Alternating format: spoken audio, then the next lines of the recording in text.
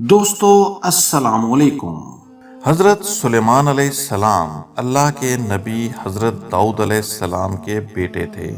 آپ بنی اسرائیل سے تعلق رکھتے تھے اور اپنے والد حضرت داؤد علیہ السلام کے بعد عنان حکومت سنبھال کر بنی اسرائیل کے بادشاہ بنے۔ اللہ کے سچے پیغمبر اور انصاف پرور بادشاہ تھے۔ اللہ تعالیٰ نے انہیں ہفتے اقلیم کی بادشاہت عطا فرمائی اور وہ صرف انسانوں کے نہیں بلکہ تمام مخلوقات کے بادشاہ تھے۔ چرند، پرند اور جنات وغیرہ سب ان کے تابع فرمان تھے۔ اللہ تعالیٰ نے حضرت سلیمان علیہ السلام کو جتنا وسیع و عریض ملک عطا کیا ایسا کسی جن و بشر کو نہیں دیا۔ اس کے باوجود حضرت سلیمان علیہ السلام میں ذرا بھر بھی تکبر نہ تھا۔ وہ اپنے اخراجات کے لیے شاہی خزانے سے ایک پیسہ تک نہ لیتے تھے اور اپنے ہاتھ سے زنبیل سی کر اور اسے فروخت کر کے گزر اوقات کیا کرتے تھے۔ کھانے کے لیے وہ اپنے ہاتھوں سے جو پیس کر آٹا بناتے اور اس کی روٹی پکا کر کھاتے تھے۔ آپ اکثر روزہ رکھتے تھے اور ہر شام بیت المقدس میں جا کر غریبوں اور روزہ داروں کے ساتھ روزہ افطار کرتے تھے۔ بادشاہ بننے کے بعد آپ نے ایک نہایت عالیشان اور پرتکلف مکان بنوایا جس کا رقبہ 36 کوس تھا۔ اس مکان کو سونے چاندی کی اینٹوں سے بنایا گیا جس کی دیواروں اور چھتوں پر یاقوت اور زمرد جڑے ہوئے تھے۔ پھر اس مکان کے اندر آپ نے اپنے لیے ایک شاندار تخت بنوایا جس کی لمبائی 3 کوس تھی۔ سارا تخت ہاتھی دانت سے بنایا گیا تھا جو لال، فیروزہ، زمرد جیسے پتھروں سے مرصع تھا اور اس کے چاروں طرف سونے کی اینٹیں لگی ہوئی تھیں۔ تخت کے چاروں کونوں پر ایسے درخت تھے جن کی ڈالیاں سونے کی تھیں اور ہر ڈالی پر ایک طوطی اور طاؤس بنا کر ان کے پیٹ کے اندر مشک بھر دیا گیا تھا۔ ان درختوں کے خوشے انگوروں کی طرح تھے۔ اس تخت کے نیچے اور دائیں بائیں 1000 سونے کی کرسیاں لگائی گئی تھیں جن پر لوگ بیٹھتے تھے۔ ان کے پیچھے جنوں اور انسانوں میں سے غلام کھڑے کیے گئے تھے۔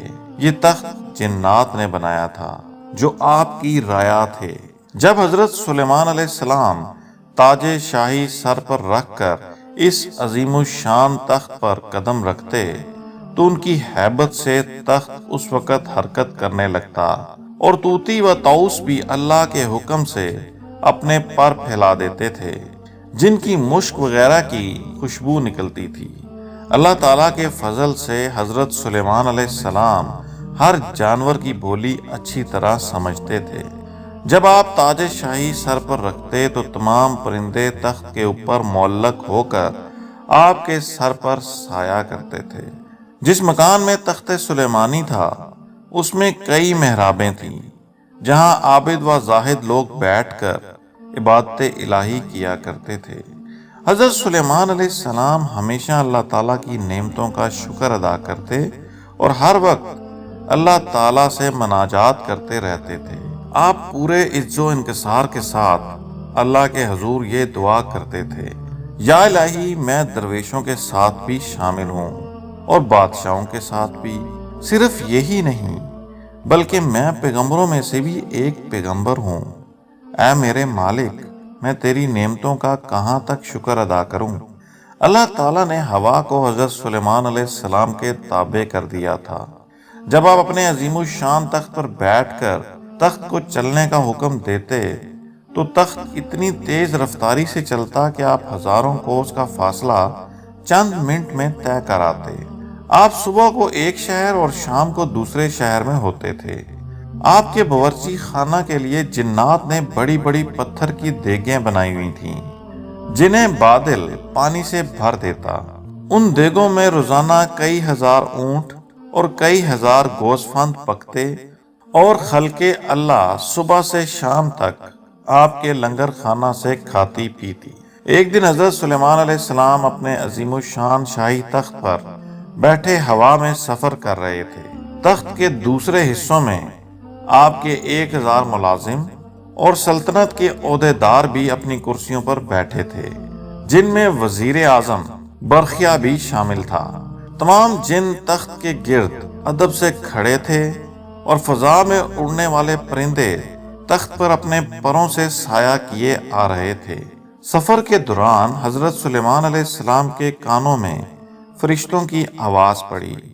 فرشتے اللہ کی تسبیح کرتے ہوئے کہہ رہے تھے، اے رب، تو نے حضرت سلیمان علیہ السلام کو جیسا ملک اور حشم دیا ہے، ایسا کسی اور جن و بشر میں سے کسی کو نہیں دیا۔ اس پر اللہ تعالیٰ نے فرمایا، اے فرشتو، میں نے سلیمان علیہ السلام کو ہفتے اقلیم کی بادشاہی عنایت کی ہے اور اس کو نبوت سے سرفراز کیا ہے، لیکن سلیمان میں غرور و تکبر بالکل نہیں ہے۔ اگر ایسا ہوتا تو میں ان کو ہوا پر لے جا کر زمین پر ڈال دیتا اور پھر ان کو نیست و نابود کر دیتا۔ حضرت سلیمان علیہ السلام نے یہ کلام سنا تو فوراً اللہ کے حضور سجدے میں گر گئے اور اس کی نعمتوں کا شکر ادا کرنے لگے۔ ہوا نے ان کے تخت کو زمین پر اتارا جہاں چیونٹیوں کی بستی تھی۔ تخت سلیمانی کو دیکھ کر چونٹیاں خوفزدہ ہو گئیں۔ اس واقعہ کا تذکرہ قرآن پاک میں اس طرح ہے۔ ترجمہ: یہاں تک کہ جب پہنچے سلیمان چونٹیوں کے میدان پر تو کہا ایک چونٹی نے، اے چونٹیوں، گھس جاؤ اپنے گھروں میں تاکہ تم کو نہ پیس ڈالے سلیمان اور اس کا لشکر، پھر ان کو خبر نہ ہو۔ یہ چونٹی اپنی قوم کے سردار یعنی شامور تھی۔ اس کی بات سن کر حضرت سلیمان علیہ السلام مسکرائے اور انہوں نے شامور کو اپنی ہتھیلی پر رکھ کر پوچھا، اے شامور، تم نے اپنے لشکر سے یہ کیوں کہا کہ سلیمان آتا ہے اور تم اپنے غاروں میں گھس جاؤ؟ تم نے اس سے پہلے میرا کیا ظلم دیکھا ہے؟ شامور نے کہا، اے نبی، ہم نے آپ کا یا آپ کے لشکر کا پہلے کوئی ظلم نہیں دیکھا، مگر ہم نے حفظ ما تقدم کے طور پر ایسا کیا ہے کہ کہیں آپ کے گھوڑوں کی ٹاپوں تلے چونٹیاں نہ کچلی جائیں۔ حضرت سلیمان علیہ السلام نے فرمایا، کیا تم اپنی چونٹیوں پر ایسے ہی شفقتیں کیا کرتے ہو؟ جی ہاں، شامور نے کہا، چونکہ اللہ تعالیٰ نے مجھے ان کا بادشاہ بنایا ہے، اس لیے میرا فرض ہے کہ میں ان کی سلامتی کا خیال رکھوں۔ تمہارے ساتھ کتنی چونٹیاں رہتی ہیں؟ حضرت سلیمان علیہ السلام نے پوچھا۔ شامور نے بتایا کہ 40,000۔ اس پر حضرت سلیمان علیہ السلام نے پوچھا، تمہاری بادشاہی بہتر ہے یا میری بادشاہی؟ چونٹیوں کے سردار نے کہا کہ میری بادشاہی بہتر ہے، کیونکہ تمہارے تخت کو ہوا اٹھاتی ہے، تم اس پر بیٹھتے ہو، یہ کتنا بڑا تکلف ہے۔ حضرت سلیمان علیہ السلام نے مسکرا کر پوچھا، تمہیں یہ عقل کس نے سکھائی؟ اے سلیمان علیہ السلام، جس اللہ نے تمہیں عقل عطا فرمائی اسی نے ہمیں عقل سے نوازا ہے۔ شامور نے جواب دیا، اگر آپ اجازت دیں تو میں آپ سے چند مسائل پوچھوں؟ پوچھو، کیا پوچھنا ہے تمہیں؟ حضرت سلیمان علیہ السلام نے کہا،